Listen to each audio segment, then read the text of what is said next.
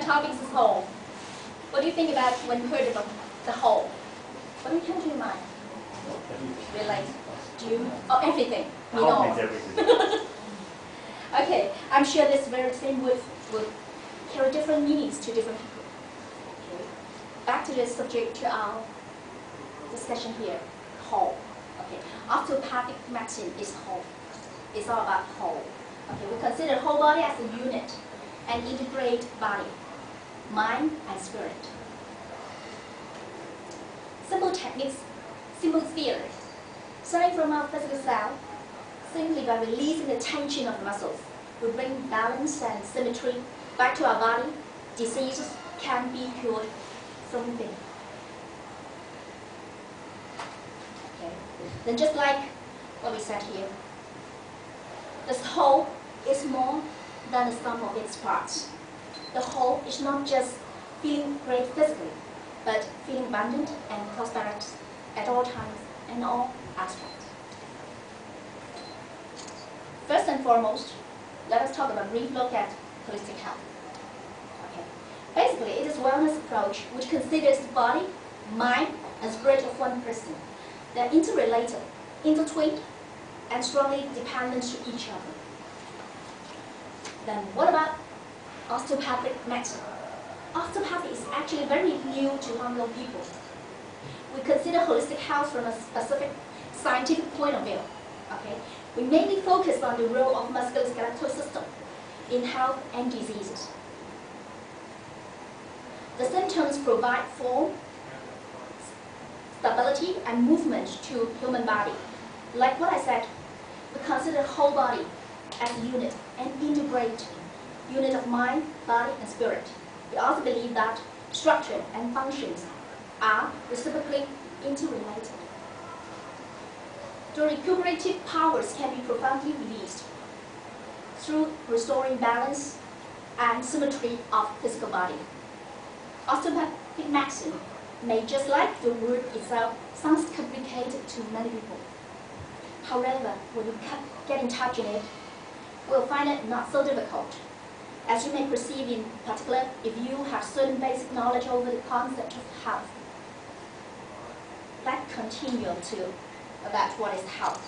What is health? What is sub-health? And what is the standard of health? Before I go further over these topics, let us share something with you. Okay. Once I heard my friend talking about the quality of life. How many of you want to be a 5-star quality of life? 5-star? You? Yes, good. Okay, you know, just like, oh, you too, okay, 10. Okay, okay. Like we want to live in Peninsula Hotel, Grand Hyatt, Sheraton like this, okay, good. But how many of you actually live in a 5-star life? Okay, normally we live in a 3-star or even worse, 2-star. Okay, why? Have you think about it?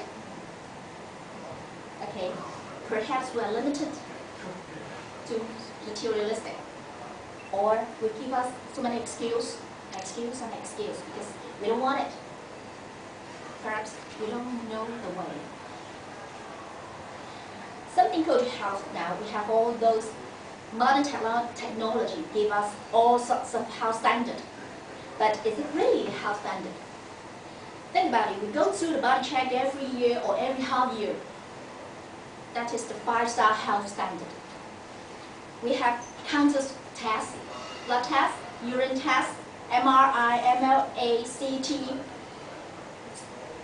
etc. That's a lot. But they only provide us the indicator of whether you are ill or not. Or more specifically, the severity of your illness. So we still go for a body check every year. For what? Not for healthy. What do the things just to make sure we're not sick? We're still sick. Politics is it? Every day, we're actually maintaining our health in a 2-star health standard. Now, to make sure we get healthy, but to make sure we don't fall sick. talk about this picture. Okay. Osteopathic and osteopathic. Okay. What do you think about this picture? Leonardo da Vinci. Golden ratio. Ancient wisdom. Or health. When it comes to connect something about health, health standard. Let's see another one. What about this one? This is drawn by Leonardo da Vinci. The painting has depicted the very wisdom of health, the golden ratio of man. This universal man represents the beauty, complexity, and symmetry of human frame. When measurements of our physical body fix all measurements of golden ratio, we are in a state of health, the state of whole. In the state of whole, magic happens. We can heal ourselves from within. However, most of us have heard of this, but we don't know the wisdom behind. So what happens when you feel sick? Still, when we have stomach, flu, shoulder pain, and all sorts of diseases, what will you do? Normally, we'll go for a way to eliminate all the symptoms immediately, or as soon as possible, without fixing any core of the problems, right? Years and years after, your continuous illness will become chronic disease. Quite naturally, we'll soon be surrounded by stress, anger, frustration, sadness, depression, anxiety. Of course, you feel desperate. That's normal, right? Because you are not healed. What else could you do? Some may switch to means of that ease the emotional turmoil. They may attend some meditation classes, yoga group, in the hope of miracle happens. But in those cases, do miracles happen? It may. It may not. It's quite common belief and indeed an approach used by many people that they can first achieve their spiritual health by maintaining emotional balance. With that, they can then proceed to mental health and ultimately boost their own self-healing power, which means better physical health. I cannot debate that this is really a lovely idea.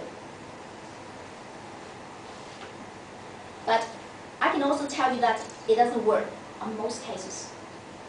You could say that, why? Is this a wrong approach? Does it ever occur to you that, would it be the other way around? The whole approach.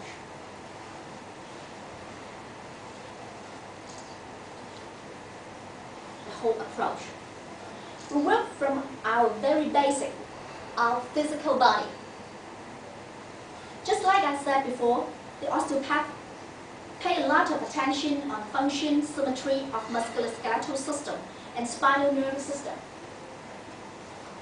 All those systems of our health, they are physical, and no matter they are physical or emotional, they all reflect that part of our body is not in the right position, that our body is not in balance or symmetry.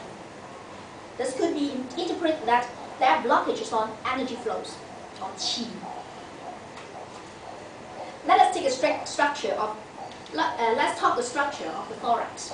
Okay, when an anomalous structure change in thorax, especially in anterior part, okay, which may be caused by aberrant muscles, muscle spasm, or muscle hypertrophy. Evidence shows that change may cause a person suffering in different levels of emotional or mental disorders, such as depression, anxiety, anger, frustration, etc. When an anomalous structure change happens in thorax, the function of most of the organs are affected. This could slow down the supply of nutrients and oxygen to the brain. The functions of the brain would be affected. The burnt soft tissues of medial part of cerebellum may cause the malfunction of pineal gland and pituitary gland then symptoms such as insomnia and poor sleep quality would happen. As we all know, whenever a person suffers from insomnia or all those related symptoms, emotions will be affected. This is a circle. This is a cycle. Okay. One affects the other and the sequence carries on and on. It won't get better until we fix the core of the problem. What will we do? We aim at maintaining physical alignment in our physical body. The whole approach is designed based on a 5-star health standard, not a 2-star. We make sure our body fits with the criteria mentioned in golden ratio. Simply through releasing the tension of muscles, retrieving symmetry of our physical self, our mind will find its balance at last. Then, miracle happens. Our self-healing power is at 3. Thus, our health is at optimum state. At last, our spirits are freely and always connected to the universe. We live in a light, peace, joy, and love at all times. The whole approach, just like the chakra alignment.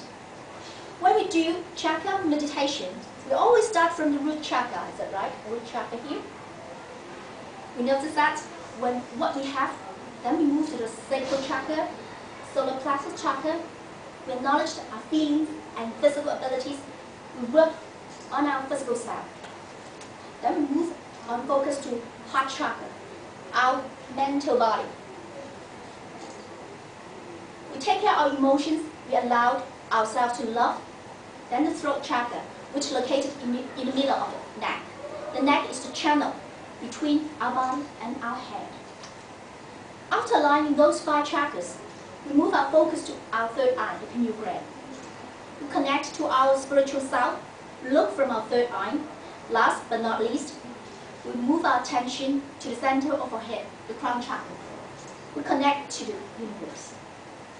This is the wisdom of the Western world. The theories of the whole approach were mentioned in the teachings of traditional Chinese medicine as well. Okay, there are 12 standard meridians go along the limbs. 6 pairs go along the upper limbs and 6 on the lower limbs. Ren Mai and Du Mai are the 2 medial straight lines within the human frame which bring qi, nourishing our body, mind, and spirit. But when limbs are crooked, just like to urinate on the slide, qi is blocked. Blockage makes the flow erratic and deplete. We experience physical or emotional disease. As long as our limbs are in proper position, the 12 standard meridians could function properly. Ren Mai and Du Mai aligned on the straight line, just like chakra. Qi flows with balance and harmony. Then we experience physical and mental well-being. In the state, we are whole. Our body is more than it may seem. It can connect to the universe. So we set our goals to the optimum state of health. How? There are many different ways. Just like we say all the time, all roads lead to Rome.